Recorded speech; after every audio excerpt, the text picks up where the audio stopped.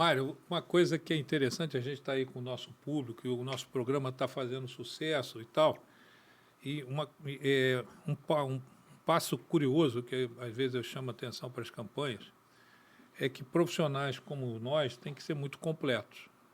Né? Porque você pode não saber operar uma coisa, não saber operar outra, mas você tem que ter noção do resultado, como é que Claro. essas coisas operam e tal.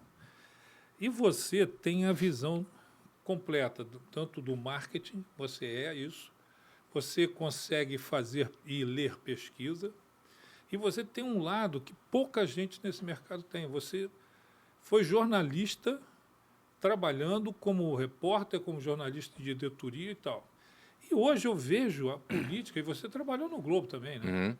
Então hoje eu vejo na política, principalmente na eleição presidencial, que perderam rédea, perderam o escrúpulo, né? Porque antes você dizia, para mim a imprensa nunca foi imparcial, porque o ser humano não é imparcial.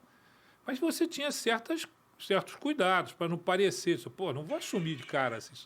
Mas hoje está muito claro, cara. Eu pego as manchetes do jornal, principalmente do Globo e da Folha, está muito claro a posição. Você pega o Globo, por exemplo, hoje, todos os colunistas, o assunto é Bolsonaro. Todos.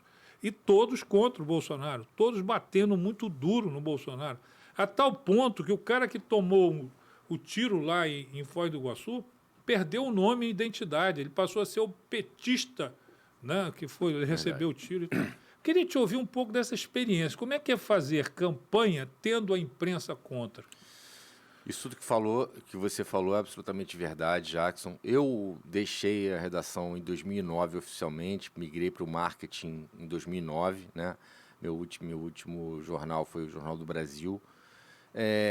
Eu lembro que nos anos 90, Jackson, tinha um negócio que era oficializado, que era uma coisa chamada RECO.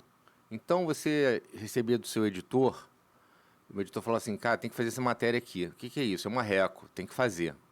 Ou seja, a RECO era o quê? Uma matéria recomendada, possivelmente pelo dono do jornal, ou o diretor de redação, ou alguém poderoso, né? Comercial. O comercial, que mandava você fazer aquela matéria e tinha que sair aquela matéria. E ai de você que se saísse algum erro naquela matéria. Então, ali, ô Jackson, por isso que eu hoje eu não consigo entender, eu discordo completamente essa tese que se criou desde 2018 de fake news, porque isso também não é fake news. Você produziu uma matéria oficial para o jornal de algo que você de repente não concorda, você acha que está errado, você vai lá e tem que fazer. Você não sabe se é verdade, se não é. Você vai fazer e ponto, acabou. Ó, a linha é essa aqui, vai por aí. Então, as recos existem desde sempre, né? Matérias recomendadas. O que acontece no jornalismo de hoje, que é uma coisa insuportável, né? É que, ao mesmo tempo que o jornalismo ele caminha por um lado de esquerda, ele não se assume de esquerda. Se você ligar a Globo News hoje, colocar na Globo News, se ligar às 6 da manhã, você vai ouvir de 6 da manhã até a hora que você for dormir, pancada no Bolsonaro. Não tem voz dissonante. Você coloca lá 6 comentaristas na tela e os 6 falando mal do Bolsonaro. Você não tem uma voz dissonante. Aí muita gente fala assim, não, mas a Jovem Pan, né, que virou Jovem Pan News com um canal de notícias, mas a Jovem Pan é Jovem Pano, é o canal do Bolsonaro. Mas, pô, tem uma mulher chata pra caramba lá, chamada Amanda Klein, que mete a porrada no Bolsonaro todo dia. E aí tem os caras que batem nela, né? Os bolsonaristas estão lá dentro. Mas pelo menos tem uma voz dissonante, entendeu, Jackson? Pelo menos tem. Agora, na Globo News não tem voz dissonante. É a Miriam Leitão, é toda aquela galera de sempre falando mal do Bolsonaro. Não tem nada pra falar bem do Bolsonaro. Não tem uma pessoa ali pra falar, não, eu discordo de você, não, eu acho que ele é assim, é assado. Quer dizer, o jornalismo hoje é um jornalismo de uma narrativa só, né? E quando você tem um jornalismo de uma narrativa só, isso acaba sendo perceptível para o espectador, para o leitor, né? O cara entende, pô, pelo amor de Deus, só tem notícia ruim sobre esse cara, não tem uma notícia boa. E aí que se criou esse ranço, né, da audiência contra esses veículos. Você não consegue mais. As pessoas já entenderam que não pode confiar, porque só tem um lado, né? E acho que sim. Respondendo a sua pergunta, né, pra gente bater essa bola, eu acho que é claramente o jornalismo brasileiro é claramente de esquerda, e isso acaba distorcendo os fatos a ponto de o jornalismo ser atacado, né? Eu sou atacado, né? E aí eu tenho uma estrutura para me defender. Aí o jornalismo é atacado de volta. Aí depois eles fazem uma matéria dizendo que o jornalismo no Brasil nunca foi tão atacado. Quer dizer, o cara bate. Aí quando apanha, se faz de vítima que está sendo atacado pelo presidente. Eu discordo. Às vezes os meus amigos falam assim, você é eu não sou bolsonarista. Eu sou um cara que eu já externei isso. Eu sou anti-esquerda por razões pessoais, porque eu vi o que o PT fez com meu pai em 2004, então eu vi toda aquela estrutura podre ali perto de mim. Então, assim, eu sou anti-esquerda, então onde tem esquerda, eu tô do outro lado. Se do outro lado é direita, eu tô na direita. Né? Mas você pode ter sua opinião. Exatamente. Assim, agora, na hora de fazer o meu trabalho, eu não tenho lado. Eu vou fazer o meu trabalho de acordo com a característica do candidato. Graças a Deus, quer dizer, eu não posso dizer graças a Deus, mas eu nunca fiz nenhum candidato de esquerda. Sempre foi mais centro, mais direita. Eu nunca trabalhei diretamente para o cara de esquerda. Eu sempre me mantive um pouco afastado, porque são coisas, uma ideologia que eu não acredito. Eu não consigo. Mas, assim, basicamente o que eu vejo nesse tema que você levanta é que as pessoas acham que batendo no Bolsonaro, quando eu falo as pessoas, estou falando jornalistas, batendo no Bolsonaro, que isso vai atrapalhar o Bolsonaro, e não vai, porque a população está vendo, né? Claro. Está muito claro. Eles esquecem que a população tem a capacidade de decidir também. Exato. Né? Uma vez eu fui fazer uma palestra para um grupo da universidade lá em Teresópolis, falando sobre comunicação há muitos anos atrás, comunicação e política e tal, e eu tracei 3 conceitos. Era um pessoal que fazia curso de comunicação. Tracei 3 conceitos. O conceito da mentira, o conceito da opinião e o conceito da verdade. E para mim chamar a atenção é o seguinte, o que é a verdade? A verdade é aquilo que confirma a realidade. Assim, nós dois estamos aqui, você bonito e eu feio, então a realidade é essa. Está confirmado, isso é uma verdade. Eu chegar lá fora e dizer assim, cara, o Mário é um cara bacana e bonito. Confirmou, você vai chegar, o cara vai dizer, pô, seus olhos maravilhosos e tal. Quando eu não tenho comprovação da realidade, eu tenho uma opinião, porque eu posso depois ter comprovação da realidade, mas eu tenho uma opinião. Eu digo assim, pô, meu amigo Mário é assim, assim, assim, então é a minha opinião. O cara pode ter a dele, ele vai olhar e dizer assim, não é essa a realidade, para mim não é. E tem a mentira, que é aquela que choca com a realidade. Quando diz assim, pô, o cara é o esquisito. Não, pô, não é uma mentira, cara, isso não é assim. O que acontece com a imprensa? A imprensa, ela tenta transformar a opinião em verdade. E quando essa opinião não encaixa na realidade, ela distorce a realidade. É o que acontece agora, eu até escrevi um artigo para o Boletim da Liberdade falando sobre isso, o que aconteceu com o Foz do Iguaçu.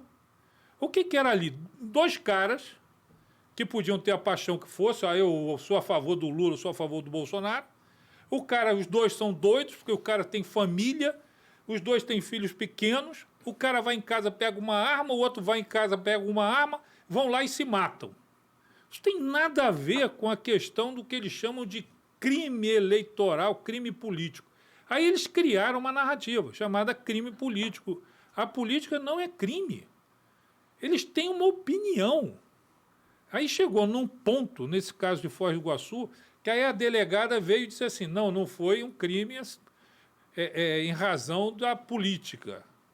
Não foi um crime, foi um homicídio. Rapaz, o tal do Melo Franco, que é do Globo, que absurdo!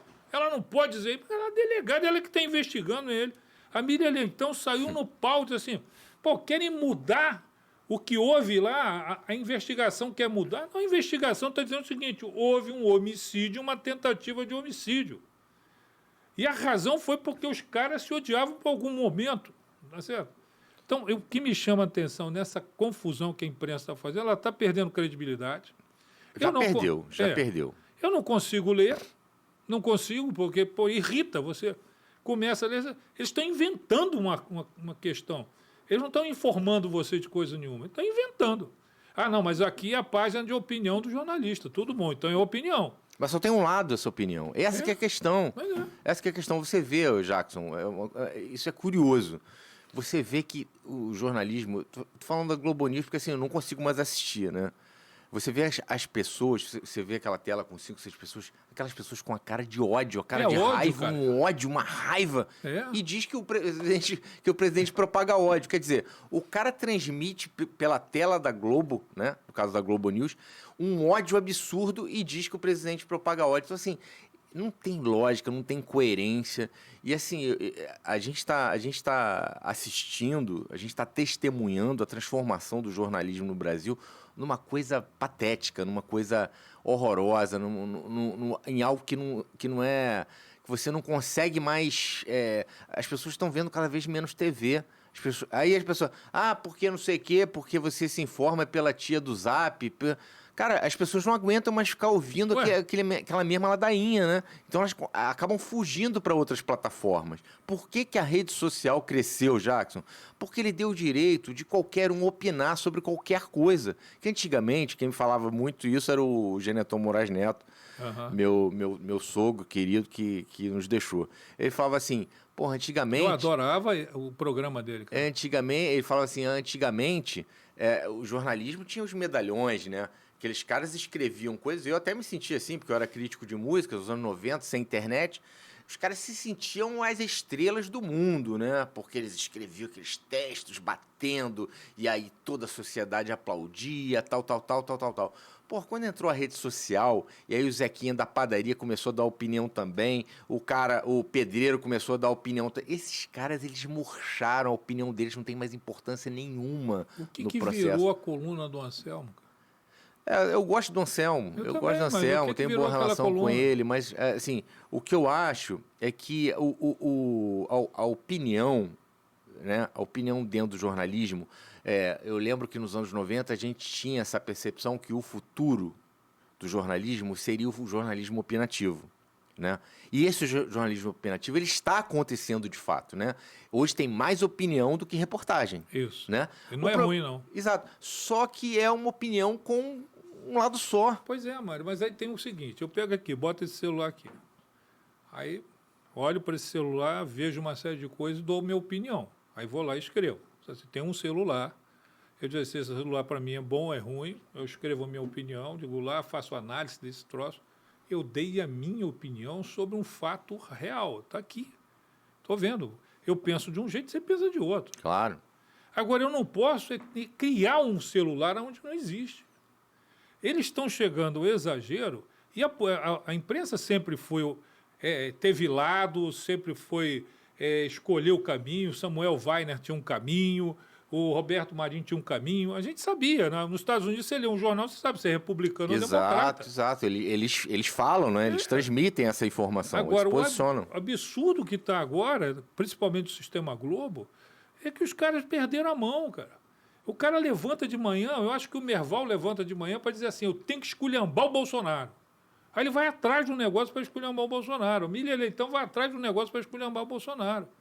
E aí perdem a noção do que estão dizendo. É a noção da realidade, né? Quase uma bolha. Você vê, o Bolsonaro, durante a pandemia, deu declarações desastrosas, mas muito desastrosas, horrorosas, assim, que me davam vergonha. Tá? Eu estou falando agora como jornalista opinativo, tá? Ele, assim, pô, pelo amor de Deus, como é que o cara vai falar essa barbaridade? Eu ficava assim, beleza, está registrado aqui a minha opinião como jornalista que ele foi horroroso, péssimo, administrou mal, falou um monte de bobagem, lutou contra a vacina, tudo isso. Beleza. Aí você vem para a nossa economia hoje. O cara ficou, né, tá completando o governo dele agora. A economia que não está bem, as pessoas que estão nesse problema com problemas financeiros, isso não tem a ver com a pandemia? Os jornalistas não têm que colocar isso como uma coisa associada? É óbvio que a economia está ruim por causa da pandemia, isso aconteceu no mundo inteiro, mas não. Eles dizem e eles legitimam que o problema da economia foi o Bolsonaro. Quer dizer, uma realidade que é a atuação desastrosa do Bolsonaro na pandemia, né, que precisa ser registrada, acaba sendo enlameada, do ponto de vista opinativo, por uma opinião distorcida da realidade, que é o jornalista dizendo assim, a economia tá uma porcaria porque o Bolsonaro é um idiota, incompetente. E não foi isso, né? Então, eu vejo o jornalismo com muita tristeza, eu como jornalista, né, de formação, eu vejo o jornalismo com muita tristeza, e acaba que isso respinga na cobertura das eleições, né, na cobertura do que é fake news, na cobertura da economia, em todos os lados. E como é que você vai se informar? Não sei, é melhor se matar. Né? Ou aí vai para o caminho que eles não querem, que é você ouvir as redes. Exato, que é o exato. único caminho que o cidadão tem. E aí a imprensa para atacar a gente fala assim, é fake news. Eles criaram isso. Exato. Aí terminando... Quem criou a fake news foi a imprensa. Claro que foi. Né? Foi a imprensa e o tribunal comprou essa ideia. Exatamente. Entendeu? Exatamente. Porque não é assim. Não é. Porque o que é... Outro dia eu estava falando isso. Eu tenho liberdade de expressão? Sim. Se eu tenho liberdade de expressão, eu tenho liberdade de mentir. Eu tenho liberdade para mentir se eu quiser. E pague por isso. E pago por isso. Se for o caso. Né? E se eu mentir e a realidade me contesta, a gente chega aqui, nós dois, assim, gente, ó, desiste aí, a eleição está decidida, já deu fulano, acabou e tal, blá, blá, blá, muda. Aí a realidade mudou. Sobrepõe. Eu paguei o preço. Exato, você vai ser ridicularizado. Os caras não. Aí você diz assim, cara, o cara quer porque quer que se legitime aquilo que ele quer dizer. Aí ele cria a figura que ele chama de fake news. Ele diz assim, aquilo que sai de mim e que não é de mim, eu classifico como fake news ou não. A mentira, ela é legítima, eu conto a mentira. A mentira faz parte da estratégia de jogo. Como é que você vai jogar pôquer sem blefar? Tá certo? Você pega um clube de futebol, um time de futebol, o cara mente na hora que entra em campo. O cara mente na hora... Pô, mas eu não posso. Na política eu não posso. Eu não posso usar a estratégia da mentira na política. Eu não posso contar um fato que não é real na política, mas eu posso contar na hora que estou jogando pôquer. Eu posso contar na hora que eu estou no clube. Eu posso contar na hora que estou no jornalismo. Coisa é essa. Então, tudo isso foi por conta da imprensa. Aquilo que não é dela é fake news. É isso que eles construíram. É isso aí, é isso aí. Entendeu? Recentemente, eu vi uma apresentadora da Globo News entrevistando o Renan Calheiros, naquele momento da CPI da pandemia. Aí ela termina a entrevista falando assim, Globo News, tá? Não é emissorazinha. Ela fala assim, senador, muito boa sorte na jornada. Que isso, você já tomou o lado do cara, isso tá no YouTube, você vê, você fica assim, meu Deus do céu, como pode? Não, eu não estou falando de uma TV da Serra, não. Eu estou falando da TV Globo. E ela dando boa sorte pro cara. Tomou o lado do cara. E esse cara, quem ela se referiu, perdeu a presidência do Senado por causa deles. Vê como é que é. Eles se arrumam de acordo com a ocasião, né? De acordo com a conveniência da notícia. Exatamente. Eles fazem a notícia de acordo com a conveniência. Então, aquele cara... Você vê, a questão do Alckmin com Lula. A internet está explorando isso muito. A imprensa não. Verdade. A imprensa não, porque é conveniente. Verdade. É conveniente o jogo. A imprensa está quietinha em relação a isso. Você vê vários vídeos do Alckmin por aí batendo, mas a imprensa não toca no assunto. Deixa o Alckmin quietinho lá, senão vão descobrir que ele já bateu no Lula. Então o jornalismo está todo assim, ele está todo compartimentado nesse sentido, né? Eu acho que eles chegam todos preparados, né? Com a camisa e tal. Não, e a combinação... Agora, como é que é isso? A combinação anti-pro é assim... O que a gente vai bater no Bolsonaro hoje? A pessoa da pauta é isso aqui. Então tá, vamos lá. Como é que funcionava o editor? Para a gente terminar, como é que funcionava o editor na tua época? Olha só, Jackson... O editor era o filtro, não? Então, eu trabalhei como redator de política nas eleições de 2002 no Globo, tá? Naquele tempo, a gente não sabia o que estava por trás lá em cima. Ou talvez eu fosse cego, ou talvez eu não enxergasse. Mas as coisas chegavam para mim, eu considerava bastante equilibrada a cobertura do Globo naquele momento, tá? Aí, que é uma coisa de bastidor, né? Quem ganhou a eleição em 2002? O Lula, né? E aí o que aconteceu? Eu tenho essa foto, depois eu vou te mostrar. todos os jornalistas de política ali segurando a capa do Globo, da vitória dele no dia da eleição, todo mundo sorrindo. Eu falei, meu Deus do céu, quer dizer, todo mundo era Lula. Não, tinha um cara que era Serra e os outros todos eram Lula. Mas isso eu não conseguia enxergar nos textos, eu não conseguia enxergar na cobertura. Mas eram todos Lula. E hoje eu consigo enxergar. Hoje, quando eu leio um texto, eu falo, pô, esse cara é de esquerda. Que nas entrelinhas eles dão um jeito de colocar alguma opinião, de puxar algum fato do passado que deu uma pancada no Bolsonaro. É muito claro isso. No passado não era tanto. Agora eu vou, para terminar, vou só chamar para fazer uma provocação aqui, né? Não com você, mas com a imprensa. Eu fico imaginando o seguinte, você vê nesse ambiente, né? O editor está ali e tal, aí chega a matéria, você imagina se surge um bolsonarista lá e faz uma matéria, como é que o cara deve...